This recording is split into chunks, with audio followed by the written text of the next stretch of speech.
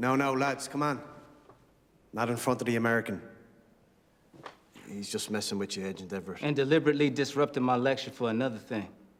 I'm only having a bit of fun, like. Don't mean nothing by it. Right, $500 million worth of cocaine. You think this is a fit subject for levity? Street value.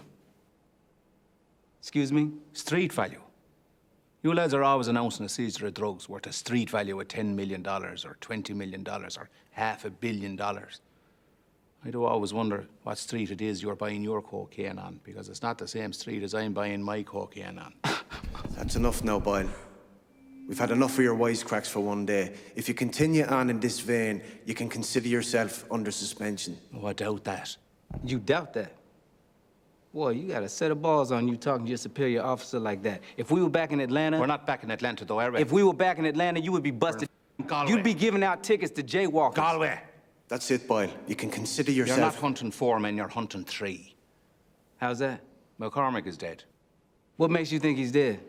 Well, put it this way, I hope he's dead, because they put him into the morgue anyways. 11 years ago, you played a minor role as Gerry in a film, and it sparked the major role of Sergeant Boyle in The Guard. So what was it about the character of Gerry that sparked this whole character in The Guard? Well, is this John's short? Yes, the short that John I'm going to did. have to stop you right there. Because actually, it was the Stanton character Okay. was in the short. Okay. And the guy who played Gary Lydon played Stanton. He became, but in an odd way, in an odd transfusion, the Stanton character kind of became Gerry. So I didn't actually do the short. Okay, you didn't do the short. Okay. No, my Stanton, the guy who's in the guard, who is the inspector, who asks if the liquidation means that they're actually turned into liquid. Do you remember that one? Okay. He was the original character. Oh, he was the original character. So I have to stop you there. Sorry about that. Man, okay, well that just kind of takes me in a whole other direction. Okay. So let's go into transition, since that was an interesting transition. Yeah. You were a teacher. So how did you transition from being a teacher to an actor? To a cop. Yeah. Well, I was doing it anyway, and anyway, I think it's kind of the same job, to be honest with you. You know, I think you're trying to impart some kind of truth. Yeah. But you have to be kind of entertaining in the process, otherwise nobody's going to listen. So in a way, it didn't seem remarkably, different to be doing one from the other. And I was always doing it at the time I left kind of secondary school. I had a group of us had formed a theatre company and we were doing stuff, but I wasn't doing it as a living.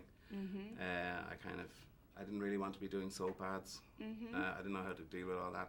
Right. So I kind of kept it at arm's length and just did what I wanted to do, which was kind of really interesting, and it was good kind of grounding anyway, because when you have to put the lights up yourself or you have to build a set or whatever it is, you get to know all these technical things that maybe you wouldn't be aware of. Yeah. Right. So what do you have planned for your day? Well, we obviously don't know who killed McCormick or why.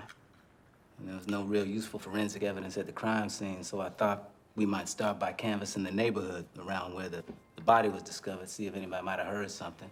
And we also have to consider the fact that McCormick was probably reconnoitering drop-off points all along the coast. Sergeant. Sorry, you lost me at we. We. You and I. It's my day off. Did I not tell you? It's your day off. I've had it booked for a good while. You can ask Stanton. Let me get this straight. We're investigating a murder and the trafficking of over $500 million. Billion. $500 million worth of cocaine, and you telling me it's your day off? I'm sure 24 hours won't make any difference.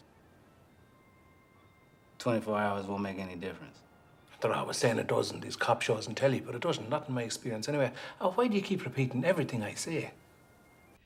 And a lot of actors pray for an opportunity to be a part of like a box office success like Harry Potter. So what was that experience like for you to be a part of that big franchise? It was the least thing that I was interested in, to be honest with you. Okay. No, I mean the big box office success thing. It's kind of I remember Robbie Coltrane, said to me, who's Hagrid, said, "You gotta forget about going through an airport," he said.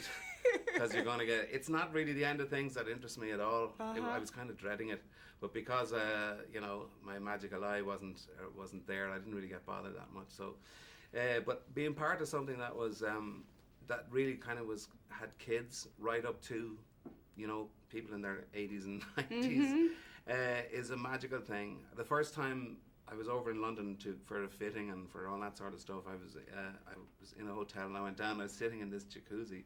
This other guy, about my same age and size as myself, was in there as well, and he was an Irish guy, and he was asking me what I was doing. And I told him, and he literally jumped out of the jacuzzi, and all the water went sloshing all over the hotel.